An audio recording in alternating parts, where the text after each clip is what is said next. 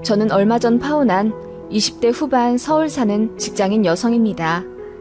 1년 정도 사귄 결혼할 남자와 호텔 예식장까지 예약했는데 상견례 앞두고 파혼했네요. 예비시모가 준 선물 하나 때문에 말이죠. 그 일 아니었으면 저는 지금쯤 예정대로 결혼을 진행하고 있을 거고 사람들한테 청첩장 다 나눠주고 난 후에는 사람들 이목 때문에 어쩌면 이러지도 저러지도 못한 채로 울고 있을지도 몰라요. 차라리 그 정도 진행됐을 때 끝낸 게 천만 다행이라고 생각합니다. 그런 미친 집안에 제가 시집가게 될 거라는 걸 상상만 해도 소름이 끼치니까요. 전 남친은 공기업 다니는 엘리트였습니다. 예전부터 오빠 동생 사이로 알고 지낸 사이였고 제가 오래 사귄 남친이랑 헤어지자마자 전 남친이 바로 대쉬해서 사귀게 됐어요. 전 남친 집안은 꽤 부자였어요. 인천에 5층짜리 건물 하나 있다고 들었고 부천에서도 숙박업 장사하는 집안이라고 알고 있습니다. 현금이 많은 집안이라 2000년 후반쯤 부동산 폭락했을 때 강남에 있는 싸게 나온 아파트들을 서너 채 사들였대요. 그렇게 또 몇십억 벌고 아무튼 이래저래 수완이 좋은 집안 같더라고요. 그런 사람이 저 좋다고 들이대니 결혼 정년기에 홀랑 넘어갈만 했던 것 같아요. 매너도 좋고 이래저래 사람은 참 좋다고 생각했거든요. 요리도 잘했고 자상한 사람이었어요. 그리고 제가 예대를 나와 아동 미술 쪽에 취업했는데 이쪽 계열 특성상 연봉이 그리 높지 않습니다. 선생님 소리는 들어도 별로 돈벌이 될 만한 직업은 아니에요. 저희 집은 전 남친 집에 비해 평범한 수준이었고요. 아버지 어머니 공동사업하고 계시고 용인에 아파트 자가로 하나 갖고 계세요. 저랑 제 남동생 뒷바라지 해주시느라 고생하셨고 저는 저희 부모님이 늘 자랑스러웠습니다. 전 남친은 저한테 거의 올인하다시피 했어요. 진짜 지극정성으로 잘해주었고 저도 그런 모습에 흠뻑 빠졌던 것 같아요. 결혼하고 싶다고 사귀는 내내 노래를 부르더라고요. 자기야, 우리 엄마가 자기 보면 정말 좋아할 거야. 이렇게 예쁘고 참한 며느리 어디서 데리고 왔냐고 하면서. 내 얘기를 집에다 해드렸어? 응, 당연하지. 뭐라고 하시는데? 내가 좋다 하는 여자면 언제든지 오케이라고 하셨거든. 예전부터 그러셨어. 그리고 자기도 나랑 오래 알고 지낸 사이니까 알잖아. 내가 그동안 여자친구가 없었던 건 아니지만 자기처럼 결혼하고 싶어한 여자는 한 명도 없었다는 거. 내가 이만큼이나 좋아한 여자 분명히 우리 부모님도 좋아하실 거야. 말 나온 김에 이번 주에 식사하러 갈래? 사귄 지 반년 조금 넘었을 때 전 남친이 그렇게 자연스럽게 본인 부모님께 저를 인사하러 오라고 조르더라고요. 그래서 그 집에 갔는데 생각보다 부모님들도 괜찮으신 거예요. 아버님은 말수가 좀 없으시긴 했지만 워낙 무뚝뚝하다 하시길래 그런가 보다 했고요. 전 남친 어머님은 되게 고상하고 우아하시더라고요. 그래. 우리 진수 여자친구라고? 이름이 뭐예요? 엄마, 여자친구 아니고 예비 신부라고. 내가 결혼하고 싶은 사람이라니까. 아, 네. 저는 김은하라고 합니다. 초대해 주셔서 감사합니다, 어머님. 어머님이래. 나 벌써 시어머니 된 거야? 하시면서 웃으시더라고요. 솔직히 무슨 호칭을 해야 할지 모르겠더군요. 그래서 어머님이라고 불러드렸더니 쑥스럽다고 하시면서 마구 웃으시더라고요. 그런데 그게 좋아서 웃은 게 아니시더군요. 반전 이야기는 더 뒤에 가서 하겠습니다. 그날 첫 인사자리라 뭐라도 드려야 할 것 같아서 꽃다발을 가져갔습니다. 그랬더니 전 남친 어머니가 고맙다 하시며 받아주시더라고요. 그런데 받고 나서 그냥 구석에 처박아 두다시피 하는 게 보였어요. 뭐 식사 준비하느라 분주해서 그러셨나 보다 했는데 이것도 이유가 있더라고요. 아무튼 어머님은 거의 한정식 코스 요리처럼 음식을 만들어 주셨어요. 진짜 과분하다 싶을 만큼 잘 얻어먹어서 저도 너무 감사하더라고요. 그래서 연신 웃음꽃 만개하며 식사 자리에 앉아 있었죠. 전 남친 엄마가 저희 집 호구조사를 시작하시더라고요. 그래서 저희 집 사업하시는 거랑 제 남동생 약대 간 거, 그리고 제 비전에 대해 간략하게 설명을 해드렸어요. 그랬더니 표정이 좀 묘하시더라고요. 웃는 것도 아니고 인상을 찌푸린 것도 아니고 뭔가 마음에 안 드시는 것 같긴 한데 아들이 하도 옆에서 잘 봐달라 보채니 억지로 웃으시는 것 같기도 하고 그랬습니다. 어쨌든 첫 식사는 그렇게 끝났고 전 남친은 설레발 치면서 이제 제가 자기네 가족 다 된 거라고 기뻐 죽으려고 하더라고요. 전 남친은 그 식사를 한 2주 뒤에 저에게 정식 프로포즈를 했습니다. 명품 다이아 반지를 내밀면서 올해가 가기 전에 꼭 식을 올리고 싶다고 하더군요. 그때 저도 너무 감동했기 때문에 눈물을 흘리면서 그 프로포즈를 오케이 했습니다. 인연이라고 생각했어요. 오빠 동생으로 오래 알고 지낸 세월 역시 다 우리 사랑의 복선이라고 의미 있게 여겼습니다. 그렇게 행복한 마음으로 전 남친은 저희 집에 데려가 엄마 아빠께 소개시켜 드렸어요. 전 남친이 되게 깍듯하고 또 어른들께 싹싹하게 구는 사람이라 저희 부모님도 참 좋아하시더라고요. 게다가 솔직히 말해서 집안도 부자고 직장도 좋으니 금상첨화겠죠.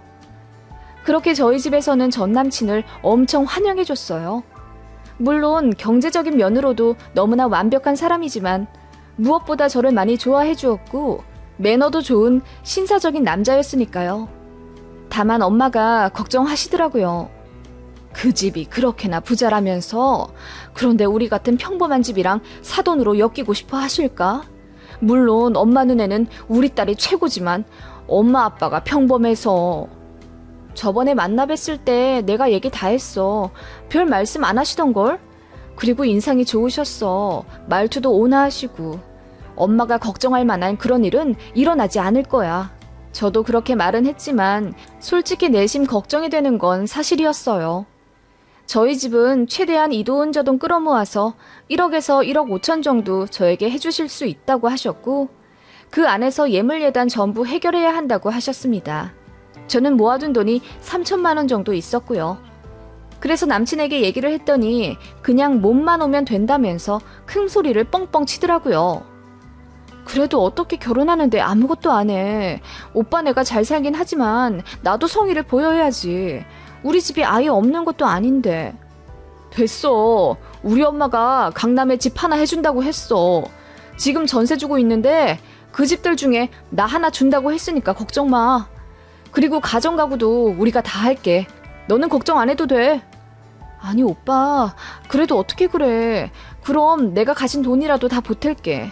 됐다니까. 하면서 전 남친은 아무것도 걱정하지 말라며 큰 소리를 뻥뻥 치더군요. 신랑 쪽에서 집을, 무려 강남에 있는 아파트를 떡하니 신혼집으로 내주신다는데 아무리 남자가 자기가 다 해오겠다고 해도 신부 쪽은 마음이 불편할 수 있잖아요. 그래서 신부 쪽에서 가전 가구 정도는 넣을 거라고 전 남친 부모님께 잘 말씀드려달라고 했어요. 그런데 그날 밤 저한테 모르는 번호로 전화가 오더라고요. 받아보니 전 남친의 어머니였습니다. 여보세요? 응, 나 진수 엄마예요. 늦은 밤 전화해서 미안해요. 아, 네, 안녕하세요. 아닙니다. 혹시 무슨 일 있으신가요? 그게 아니라 내일 나 좀 봤으면 하는데 점심이 좋아요? 저녁이 좋아요? 아, 내일이요? 내일은 사실 제가 오후 8시까지 강의가 있어서. 강의? 그 애들 가르친다는 그거? 한 달에 200만 원 번다면서 그게 그렇게 나보다 중요한 일이에요? 나는 결혼할 사람 엄마인데. 네? 그게 무슨... 농담이지. 그래서 내일은 안 된다는 건가? 아, 점심시간은 될 것 같긴 한데요. 그럼 장소를... 내가 그쪽으로 갈게. 식당은 뭐 알아서 예약을 해줄래요? 그럼 내일 봐요.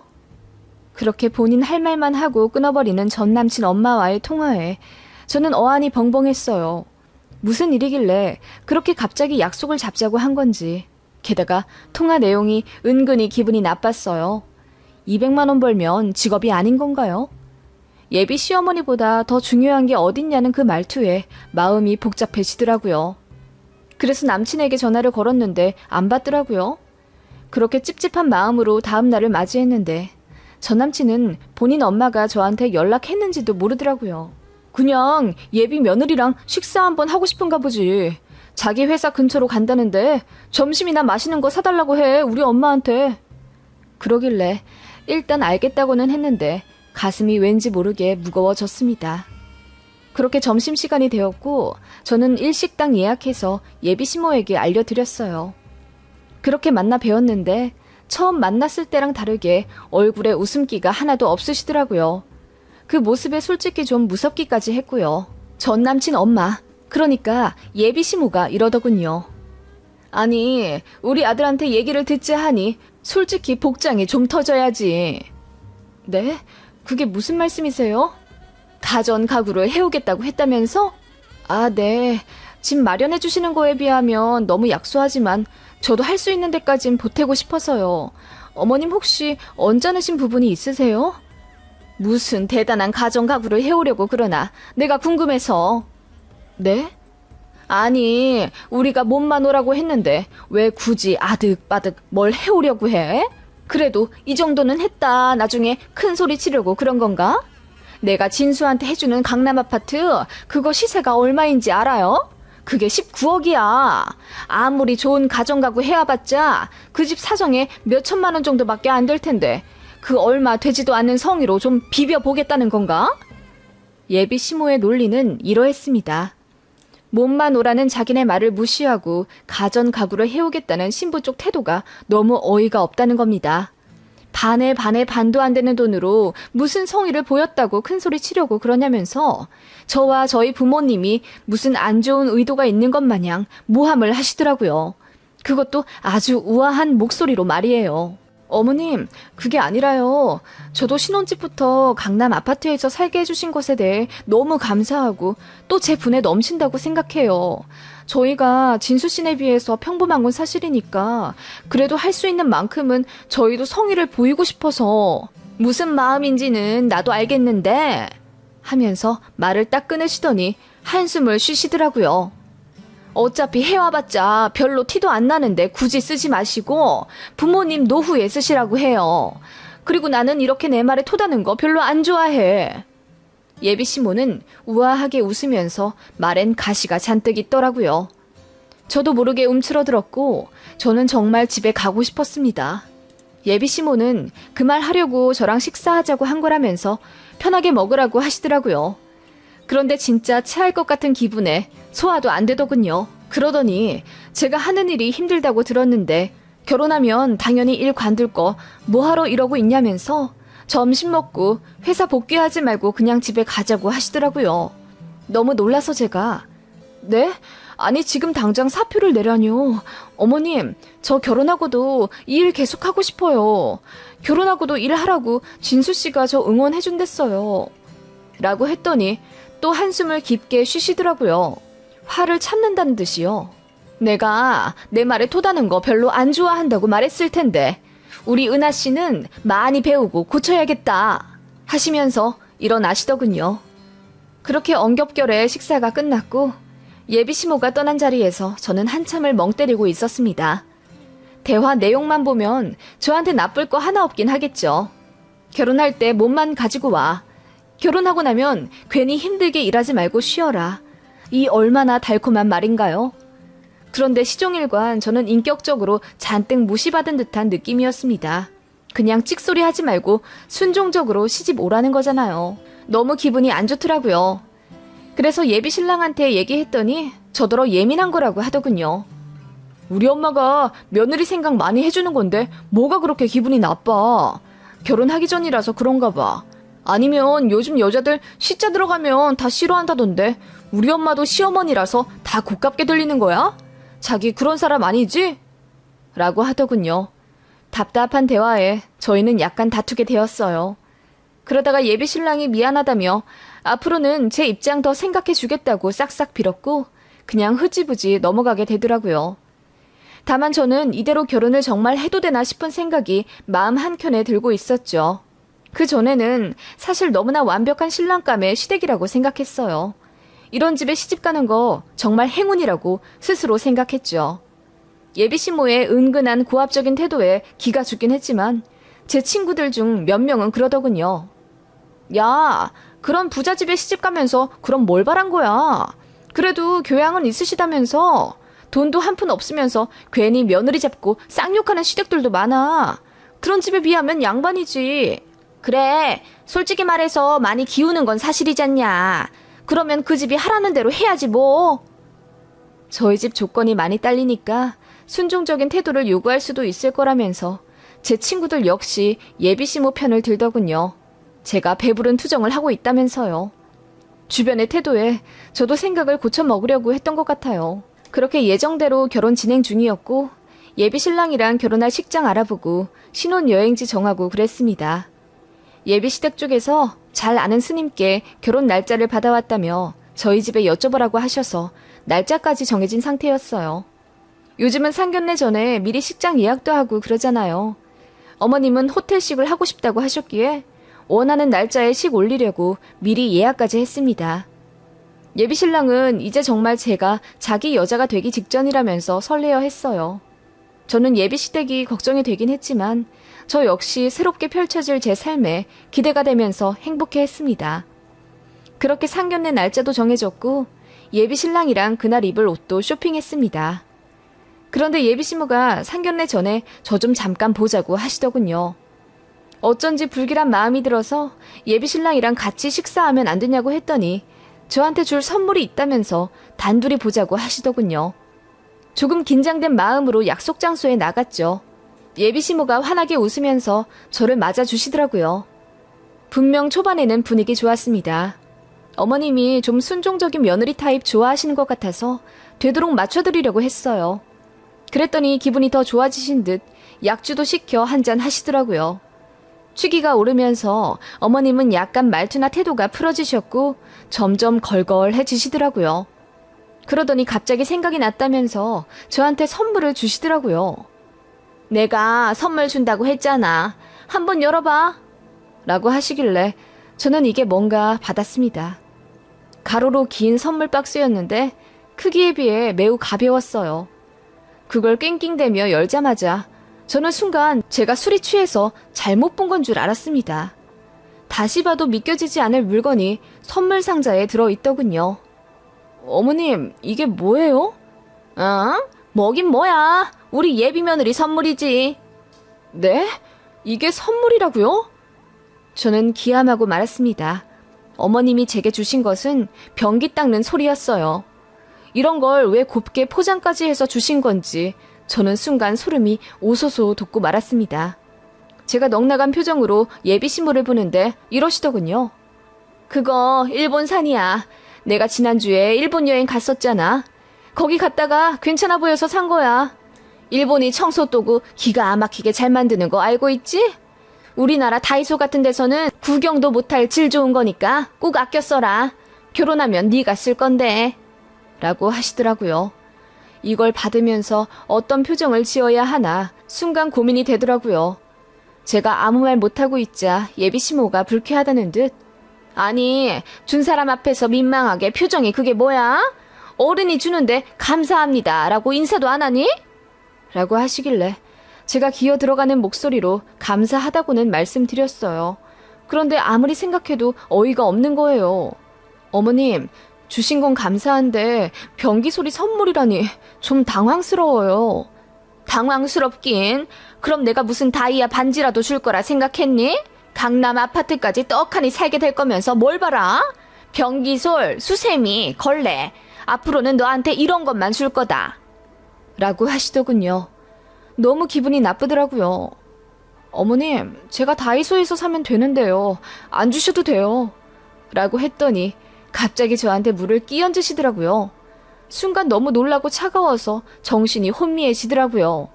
내가 내 말에 토다는 거 싫다고 했지? 내가 왜 이런 거 줬겠니?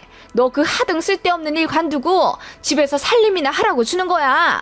시어머니 될 사람이 주는 물건, 말은 단 하나도 허투루 듣지 말고 귀담아 듣고 받아야 하는 거다. 어머님, 저 결혼하고도 일 계속한다고 말씀드렸는데요. 말도 안 되는 소리 하고 앉아있다. 너 일하면 집안일은 누가 하니? 우리 집이 부자라고 가사도우미 붙여줄 거라 생각하나 본데 오산이다. 나 지금까지 집에 파출부 한 번 안 들이고 살림 내가 다 꾸렸어. 우리 집안 돈도 내가 다 불려가면서 집안일까지 다 했단 말이야. 결혼하면 당연히 여자가 집안 살림 다 하는 거다. 어머님, 저는... 그리고 이제 우리 가족 된다니 하는 말인데 너 교양 좀 키워야겠더라. 어디 어른한테 함부로 절하를 가지고 와? 내 생명을 끊겠다는 거야? 네? 그게 무슨 말씀이세요? 인사 올 때 가져온 꽃다발 말이야. 자고로 식물은 뿌리채 있어야 생명이 느껴지고 아름다운 법인데 그렇게 댕강 잘려진 절화를 보면 넌 마음 안 아프니? 차라리 난을 포장해서 가져오지. 그런 사소한 선물 하나하나에서 다 교양과 인품이 드러나는 법이다. 상상도 하지 못했던 예비시모의 지적에 저는 그저 얼이 빠져 있었습니다. 세상에 꽃다발이라는 흔한 선물에 그런 의미까지 생각하는 사람이 누가 있을까요? 듣도 보도 못한 논리에 웃음도 안 나오더라고요. 그리고 하나 더 생각났다는 듯. 그리고 다짜고짜 첫 인사 자리에서 어머님이라니. 어디 며느리 자리 맡겨놓은 사람 마냥 그게 무슨 호칭이니?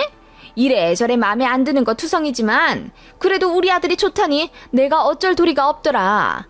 이왕 우리 식구 되는 거 이제부터라도 정신 똑바로 차리고 나한테 잘 배워라. 내 말 들어서 나쁠 거 없어. 우리 집 잘 된 것도 다 내 말대로 해서 복이 들어온 거다. 그렇게 예비시모는 제가 알아듣지 못할 말로 한참을 설교하더니 먼저 일어나야겠다고 하시더군요.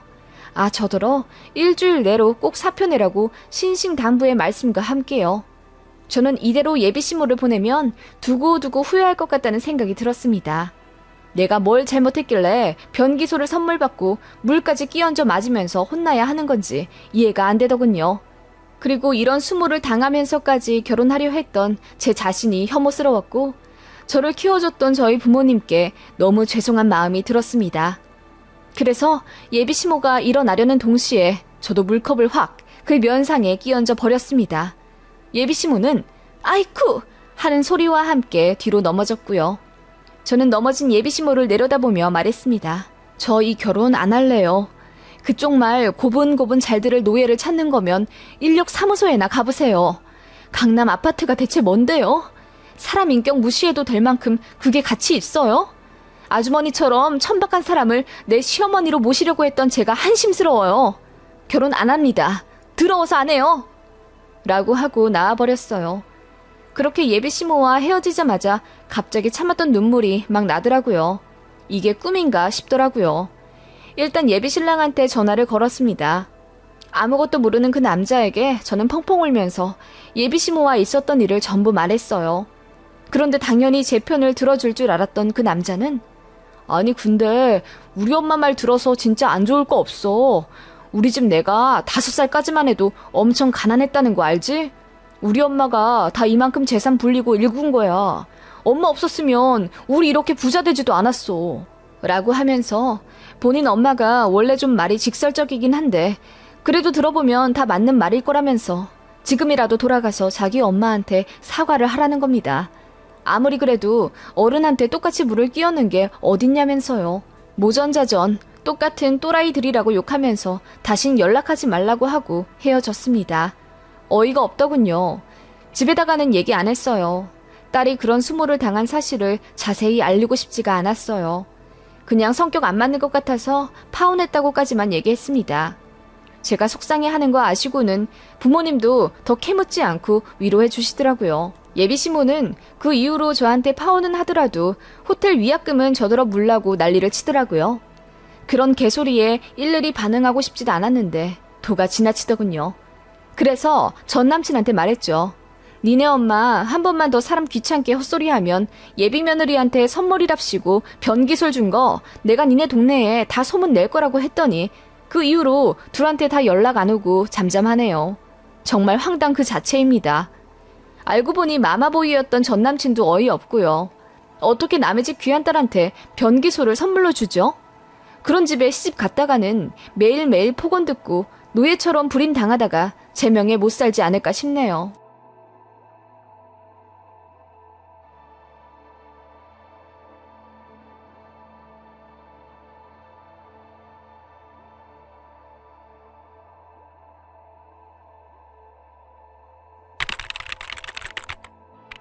안녕하세요. 저는 딸아이 하나 있는 워킹맘입니다.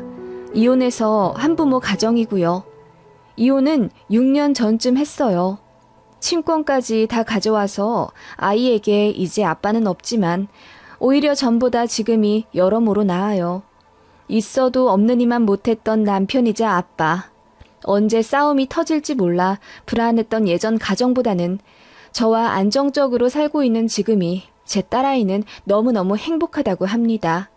그리고 예전엔 엘리베이터도 없는 5층짜리 18평 빌라에 살았었지만 지금은 32평 신축 아파트에 살면서 환경적으로도 많이 여유로워지고 좋아졌거든요.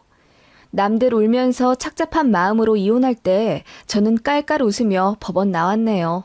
그런 저에게 전 남편과 전 시댁은 무릎에 빵꾸가 나도록 빌고 또 빌었고요. 어떻게 보면 정말 돌아가신 어머니가 저를 돌봐주신 것 같아 너무 감사합니다.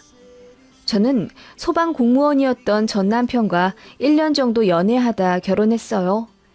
지방에서 살고 있었고 저는 시내에 작은 옷가게를 하고 있었습니다. 주에 1회 정도 새벽에 서울에 가서 옷을 떼다가 파는 형식으로 가게를 꾸렸고 아이 옷도 30% 정도 매장에 비치해 뒀었는데 예쁘고 실용적인 옷들이 많아서 그 지역 엄마들이 제 가게를 참 좋아했어요. 그래서 단골이 정말 많았습니다. 8평짜리 가게에서 아이 들쳐업고 장사하면서 어느새 남편보다 제 수입이 훨씬 많아졌어요. 그래서 그런지 남편은 일을 관두고 싶어 하더라고요. 남자들 로망이 셔터맨이라면서요. 제가 돈을 좀 만지기 시작하니까 자기는 이제 일 그만하고 집에서 쉬면서 아이 보고 집안 살림하면서 저를 서포트 해주고 싶다고 하더라고요. 말도 안 되는 소리. 남편은 집안일이라고는 전혀 하지 않는 사람이었습니다. 물론 소방관이 힘들다는 거 잘 알아요. 하지만 어떻게 양말 하나 세탁 바구니에 넣을 힘도 없겠습니까? 그건 전부 의지에 달린 거죠. 남편은 문 열고 집에 들어오는 순간 그야말로 손 하나 까딱하지 않았어요. 양말도 아무데나 벗어놓고는 그야말로 자기 몸만 겨우 씻은 채 침대와 한 몸이 되어 몇 시간이고 핸드폰만 봤습니다. 아이 낳기 전에는 그래도 방바닥 머리카락이라도 치우는 신용이라도 하더니 아이 낳고 나서는 더 안 하려고 하더라고요. 그래서 육아도 거의 제가 다 했고 밥, 설거지, 빨래, 청소 등 모든 가사일도 제가 다 도맡아 했어요. 안 싸웠냐고요? 당연히 엄청 싸웠죠. 치고 받고만 안 했을 뿐이지 징그럽게 많이 싸웠습니다. 달래도 보고 칭찬도 해줘가며 남편을 개조해보려고 했지만 남편은 늘 밖에서 일하는 게 얼마나 힘든지 알아? 상사 없이 일하는 너 같은 사람은 절대로 이해하지 못해. 게다가 난 공무원이라 나중에 연금도 나오는 몸인데 이런 내가 집에 와서 집안일까지 해야 되겠어? 라고 하더군요. 나는 노는 줄 알아? 출퇴근 시간만 자유로울 뿐이지 나도 아이 등하원 시키고 나면 반나절 내내 가게에 붙어있고 집에 오면 밀린 살림하느라 엉덩이 붙이지도 못해. 일주일에 한 번씩 새벽에 밤새가며 서울 갔다 오는 것도 너무 힘들고 우리 엄연한 맞벌이야. 그런데 어떻게 한 사람만 편하게 쉬어? 내가 쉬어야 밖에서 일을 하지. 그럼 관두게 해주든가. 너 돈 많이 번다고 유세 부리냐? 아무리 그래도 여자가 집안일도 더 하고 애도 더 보는 게 맞지. 뭐라고? 그리고 솔직히 말해서 결혼 네가 하자고 한 거잖아. 애도 네가 갖고 싶다고 했고. 그러면 네가 더 책임을 져야 하는 거 아니니? 남편은 싸움 마지막에 늘 이런 식으로 제 입을 막아버리곤 했습니다. 네, 제가 남편한테 결혼 얘기를 먼저 꺼낸 건 사실이었거든요. 아이를 갖고 싶은 것도 저였고요. 등신 천치 같아 어린 시절에 제 싸다구를 때리며 정신 차리게 하고 싶을 정도로 저는 연애할 때 남편에게 푹 빠져 있었습니다. 빨리 가정도 꾸리고 싶었고요. 남편이 저에게 정말 잘해줬었거든요. 저는 연애할 때 차문을 열어본 적이 한 번도 없었습니다. 늘 남편이 공주님 대하듯 차문을 열어줬고 저를 데리러 와주고 또 데려다주고 연애할 때는 어디 따로 볼 일이 있어도 절대 택시나 버스를 못 타게 했었네요. 휴가를 써서라도 본인이 자청해서 기사 노릇해주고 그랬던 사람이에요. 그런 사람이 결혼하자마자 이제는 저더러 운전하라 핸들 맡기고 옆에서 코 골며 자고 있었네요. 결혼하자마자 돌변한 남편이 당황스럽긴 했지만 아이를 낳으면 좀 달라지지 않을까 싶은 생각이 있었어요. 그래서 아이도 갖자 한 건데 제 착각이었네요. 혹시라도 아이가 아빠한테 애착을 가지면 피곤해질까 봐서인지 대꾸도 잘 안 해주더라고요. 저한테는 잘 안 해줘도 참을 수 있지만 아이한테 그러니 정말 눈이 돌아가더라고요. 그래서 아이 낳고 진짜 많이 싸우게 된 거예요. 살림도 안 해, 육아도 안 해. 심지어 저도 돈을 버는 입장인데 너무 불공평하잖아요.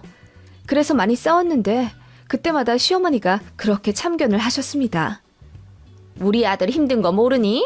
집에 오면 좀 마음이라도 편할 수 있게 네가 도와줘라. 그냥 공무원도 아니고 소방 공무원이잖니. 얼마나 힘들어? 어머님, 저도 그거 잘 알죠. 그렇지만 아무리 그렇다고 이런 얘기 하고 싶진 않지만 어머님, 남편 동기들도 제 남편더러 그렇게 살지 말라고 해요. 해도 너무 심하다면서요. 솔직히 그 말이 맞죠. 70, 80년대 남편들도 아니고 어떤 남자가 이렇게 살아요. 게다가 부인도 일하는데. 뭐라고? 너 지금 내 앞에서 우리 아들 험담하는 거니? 이래서 친정 없는 며느리는 드리는 게 아닌데 네가 제대로 배워먹질 못해서 지금 시어머니 앞에서 할 말 못할 말 못 가리는 거야. 돌아가신 너희 어머니가 지금 얼마나 가슴을 치고 계시겠니? 시어머니는 늘 그런 식이었습니다. 본인 아들의 치부가 드러나면 질세라 제 친정 이야기를 꺼내며 저를 한없이 침잠하게 만드셨어요. 제가 친정이 없거든요. 친정 아버지는 저 어릴 때 도박빚이 너무 심해서 엄마가 그거 갚아주시다가 결국 못 참고 이혼하셨어요. 그때가 저 중학생 때였던 것 같은데요. 제가 기억하기로는 아빠가 집에 있는 돈을 야금야금 다 가져가려고 하셨고 엄마가 무슨 일이 있어도 제 학원비랑 한약값만은 사수하려고 하셨대요. 제가 아토피가 심했었는데 여기저기 돌고 돌다가 피부 개선으로 유명하다는 한의원에 가서 약을 지어 먹은 이후로 많이 나아졌어요. 그래서 3개월에 한 번씩 그 한의원에 버스를 1시간 정도 타고 가서 약을 지어오곤 했었는데 그 약값만 한 달에 25만 원 정도 했었다고 들었어요. 집이 아무리 어려워도 그 한약값이랑 제 학원비 15만 원만큼은 엄마가 무슨 일이 있어도 모았다가 내주시곤 했습니다. 물론 아빠의 도박만 아니면 집이 그렇게 어렵지도 않을 거예요. 아빠가 집까지 날리면서 가게가 기울어졌으니까요. 아무튼 그렇게 아빠가 도박으로 빚을 진 상황에서 제 학원비와 한약값까지 손대려고 하자 엄마가 이제는 못 참겠다며 이혼을 하셨어요. 아빠는 그 이후로 아예 연락이 끊어져서 뭐 하고 사시는지도 모르고요. 저도 궁금하지가 않더라고요. 아무튼 그렇게 엄마랑 단둘이 살았는데 제가 대학교 졸업할 때쯤 사고가 나서 병원에 한 달 정도 누워 계시다가 돌아가셨습니다. 그때 엄마가 유언으로 꼭 좋은 사람 만나서 안정적인 삶을 살라고 말씀하셨어요. 엄마의 마지막 말을 지키려고 저도 나름 노력한 건데 역시 엄마처럼 남자 보는 눈이 바닥인 건지 이제는 다 지나간 일이니 이렇게 농담도 할 수 있네요. 아무튼 고르고 골라 결혼한 사람이 결국 그렇게 변하더라고요. 게다가 저에게 친정이 없다는 사실은 제 시댁에게 좋은 먹잇감이 되기에 충분했나 봅니다. 저는 사랑받는 며느리가 아니었어요. 나름 노력한다고 했는데도 제가 참 마음에 안 드셨나 봅니다. 이렇게 재도 저렇게 재도 제가 한참 모자란다며 앞에서 대놓고 우리 아들이 너무 아깝다라고 혀를 끌끌 차셨죠. 시댁에는 결혼 안 한 손아래 신우도 한 명 있었는데 그 신우도 마찬가지였어요. 언니, 추석에 가게도 문 안 열 텐데 왜 이렇게 시댁에 늦게 와요? 우리 엄마가 전 다 붙였잖아요. 언니 일부러 그랬죠? 언니는 친정도 없으니까 명절 연휴 첫날부터 우리 집 와야죠. 아가씨, 오빠가 당직 근무인데다 우리 애기도 미열이 나서 지켜보다 지금 온 거예요. 그리고 지금까지 매번 그렇게 해왔잖아요. 이번 연휴만 하루 늦게 온 건데 그게 그렇게 기분이 나쁘세요? 당연하죠. 애 아프다 이런 거 다 핑계예요. 그러니까 마음충 소리나 듣지. 해야 할 일은 딱딱 해야죠. 어떻게 나이 드신 시어머니가 전을 부치게 만들어요? 나는 결혼하면 언니처럼은 절대 안 할 거예요. 라고 하더군요. 게다가 제가 가게 하는 것에 얼마나 입을 대는지 언니, 그렇게 하면 수지 타산이 안 맞잖아요. 가격을 좀 더 올려서 파시라고요. 무슨 자선 사업 하세요? 어차피 다 동네 단골 장사인데 그렇게 터무니없이 가격 올리면 손님 다 끊겨요. 아가씨 걱정해주는 거 고맙지만 저도 나름 노하우가 있으니까 이렇게 운영하고 있는 거예요. 보는 내가 답답해서 그래요. 어떻게 장사를 그렇게 하지? 라고 하더군요. 정작 신우는 사업은커녕 제대로 된 직장 한 번 반년 이상 다녀본 적이 없습니다. 좀 다니다가 이게 힘들어 관두고 저게 힘들어 관두고. 제가 이혼할 때가 신우 나이 36인가 그랬는데 그때까지 남자랑 제대로 연애도 해본 적 없고 백수였어요. 그러면서 툭 하면 저한테 남자한테는 이렇게 해야 한다. 사업은 이렇게 해야 한다. 어쩌고 저쩌고 어찌나 훈수를 두던지요. 그런 신우를 시모는 말리기는커녕 제가 하는 말이 다 맞더라. 들어서 나쁠 거 없어. 네 신우 말 귀담아 잘 듣거라. 라고 하시더군요. 그러면서 가뜩이나 없는 살림에 하나밖에 없는 신우 좀 잘 챙기라며 용돈까지 매달 10만 원씩 챙겨주라 화까지 내시던 시어머니였습니다. 솔직히 저희는 양가에서 돈 한 푼 지원 못 받고 결혼했고 남편은 모아둔 돈이 거의 없었기 때문에 제가 가진 6천만 원에 나머지 대출받아 신혼집 빌라 전세로 살고 있었어요.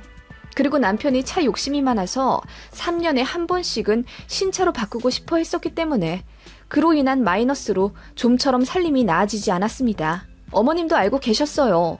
당신 아들이 차에 욕심이 많아서 헛돈 쓰고 있다는 사실을요. 그런데 그것도 결국 제 욕이 되더라고요. 너는 네 남편도 제대로 컨트롤 못하니? 차 사고 싶어 한다고 그때마다 바꿔주면 어떡해? 어머님, 아시잖아요. 차 바꾸는 거 제일 반대하는 건 저예요. 많이 싸우기도 하고요. 그런데 차 안 바꾸면 공무원 관두겠다고 으름장을 놓는 걸 어떡해요. 이번에는 본인이 투잡이라도 뛰겠다는데 그러라고 했어요. 뭐? 투잡? 아이고 이 화상아. 어떻게 또 네 남편이 투잡 뛰는 걸 보고만 있을 수 있니? 이래나 저래나 네가 문제다. 처음부터 네가 잘 좀 휘어잡고 살았어야지. 에휴 또 쓸데없는데 돈만 나가게 생겼네. 라고 하시며 혀를 끌끌 차시더군요. 말로는 저더러 자기 아들 좀 잘 휘어잡고 살라고 하시지만 막상 제가 정말 휘어잡고 산다면 눈 뒤집혀서 난리치실 분입니다. 본인 아들이 직장에서 일 마치고 오면 집에서 푹 쉬게 하는 게 아내의 도리라고 하시는 분입니다. 그러면서 정작 시어머니 본인은 시아버지 생전 살아 계셨을 때 일 시켜먹지 못해 안달이셨대요.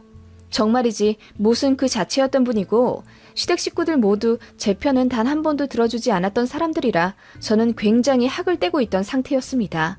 그러던 와중 이혼을 결심하게 된 결정적인 일이 있었습니다. 저희 외가 쪽에서 재산을 정리하고 있던 와중 선산 하나가 남았었다고 하네요. 저희 쪽이랑 거리가 수백 킬로 떨어져 있었고 먼 친척 쪽이 임시로 명의만 갖고 있던 사연 깊은 선산이 외삼촌 돌아가시면서 정리가 되었다고 하더군요. 그런데 이런저런 일이 얽혀서 그게 저희 엄마가 받기로 구두로 정해졌던 산이었는데 이번에 세금 문제로 이것저것 처리하다가 수면 위로 올라온 산이라더군요. 그러다가 친정엄마가 유산을 많이 못 받으셨던 걸 외가 쪽에서 많이 안타까워 하셨던 터라 그 선산을 저한테 넘기자고 얘기가 나오셨나 봐요. 그래서 부랴부랴 외가 쪽으로 가족 회의하러 몇 번이나 오갔었고 결국 제가 일정 부분 조건부로 그 선산을 받기로 했습니다. 선산에 있는 묘지는 안 그래도 자제분들이 관리가 힘들어 몇 년 안에 이장을 할 계획이라고 하더군요. 그 후에 팔든 소유하든 제 뜻대로 하면 되는 일이고요. 제가 알기로는 그 산 가치가 당시 1억 조금 넘는다고 들었어요. 별로 크지도 않은 산이고 주변에 아무것도 없어서 별 가치가 없다고 하더군요. 이런저런 세금 제하면 나중에 결과적으로 몇 천만 원 손에 쥐지도 못할 산이었고요. 그래도 제 명의로 부동산이 생긴다는 게 너무 신기하고 벅차오르더군요. 남편이 처음에는 너무 흥분하며 좋아하더니 여기저기 전화 걸어 그 산에 대해 알아보다가 별로 돈 되는 산이 아니라는 걸 알았는지 비꼬면서 똥산 받았다고 놀리더군요. 시댁에서도 마찬가지였어요. 드디어 며느리 덕 좀 보는 거냐 하며 웃음꽃 만발하더니 나중에 아들한테 얘기 듣고 나서는 시큰둥해 하면서 역시 그럼 그렇지 하는 반응이더군요. 너무 어이가 없었습니다. 본인들은 뭐라도 있나요? 물려받은 땅 한 평도 없는 걸로 알고 있는데 황당하더군요. 그런데 1년 정도 후에 상상도 못할 일이 생겼어요. 자세히 말하면 신상이 공개되니 세세하게 말하진 못하지만 제 산과 멀지 않은 분지에 지 자체에서 처리장 비슷한 걸 짓게 되었대요.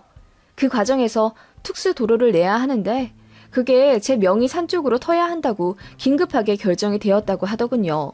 어떻게 하다 보니 10에서 12억 정도로 시세가 올랐고 저는 관계자들이랑 주에 2, 3회 통화하며 그 산을 어떻게 할 것인지 고민하는 상황에 이르렀어요. 이래나 저래나 세금 제하면 제 수중에 8에서 10억 정도는 들어오게 된 거였어요. 사실을 알고 시댁에서 그야말로 잔치를 벌이더라고요.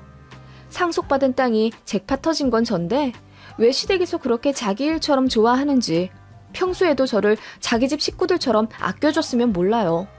제가 몸이 아프거나 힘들다고 할 때는 나 몰라라 하더니 이런 일은 자기네 식구 잘된 것처럼 좋아하더군요.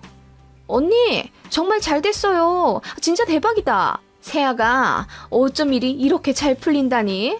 난 그 산이 이렇게나 같이 있어지게 될 줄 꿈에도 생각 못했네. 잘 됐어. 이게 다 남편 잘 만난 덕분이야. 여자가 일이 잘 되는 건 다 결혼을 잘해서 그런 거래. 네가 우리 집에 시집와서 승승장구 하나보다. 너 가게도 잘 되는 것 좀 봐. 다 네 남편 잘 만난 복이 있어서 그런 거지. 라고 하며 가만히 숨만 쉬고 있던 제 남편이 칭찬받는 꼴이 되더군요. 황당했습니다. 아무튼 개발 계획은 5년 뒤에 이뤄질 계획이었고 산 매매는 내년쯤으로 생각하고 있었어요.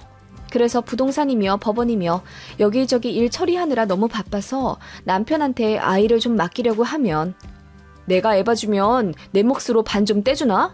그러더라고요. 무슨 소리야. 애는 당연히 아빠랑 엄마랑 같이 보는 거지. 당신 일할 때 내가 우리 애기 보잖아. 그건 당연하고 이런 건 당연하지 않니? 나는 출퇴근하는 직장인이고 내가 휴가까지 써가면서 애를 봐야겠냐? 그럼 어떡해. 법원이 주말에 열리는 것도 아닌데 하루 정도 시간 좀 내주는 게 그렇게 어려워? 아무튼 넌 산 팔면 무조건 나한테 반 떼줘야 돼. 하면서 웃는 남편이었습니다. 정이 점점 떨어지더군요. 설상가상으로 아직 산이 팔리지도 않았는데 차를 또 바꾸겠다면서 자동차 대리점을 매일같이 들락날락 거리더라고요. 심지어 눈도 높아져서 비싼 차를 보더라고요.